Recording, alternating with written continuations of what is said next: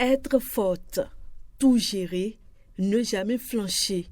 Derrière ces attentes souvent imposées aux femmes se cache parfois une pression psychologique lourde à porter. La pression vient souvent du travail, le plus souvent de mon travail, de mon commerce, beaucoup plus social, en plus financier. C'est un peu compliqué. En Afrique, surtout au Bénin, on nous exige à rester malgré tout. On dit, si tu n'es pas mariée, tu n'es pas une bonne femme, tout ça, de ne pas regarder ça. On n'a qu'à voir la santé mentale d'abord. Notre santé mentale compte plus que tout.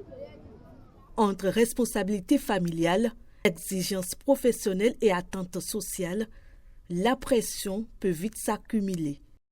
Le contexte social dans lequel nous sommes impose des charges qui apparaissent comme supplémentaires à la femme. Dans la société traditionnelle, elle était femme au foyer, mère de famille. Mais aujourd'hui, la femme est aussi appelée à être employée.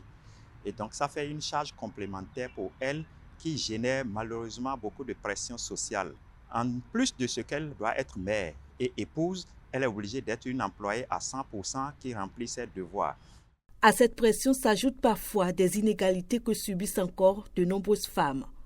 Les femmes, malheureusement, sont soumises à beaucoup d'inégalités venant de notre société. Lorsque la femme a accouché, elle reprend le boulot.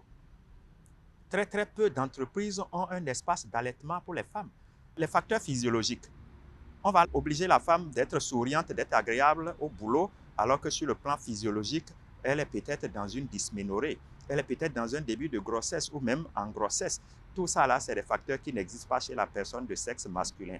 Face à cette réalité, reconnaître la souffrance et encourager la parole devient essentiel pour éviter que le mal-être ne s'installe durablement. Les femmes ne doivent pas s'enfermer. Elles ne doivent pas s'enfermer, souffrir toutes seules. Il faut qu'elles puissent s'extérioriser en s'approchant des professionnels. Parce que malheureusement, le patron, l'employeur, le chef, même le conjoint n'est pas forcément appelé à comprendre ce qu'elle vit, ce qu'elle subit, les facteurs spécifiques auxquels la femme est soumise. Il n'est pas appelé à les comprendre et à les maîtriser.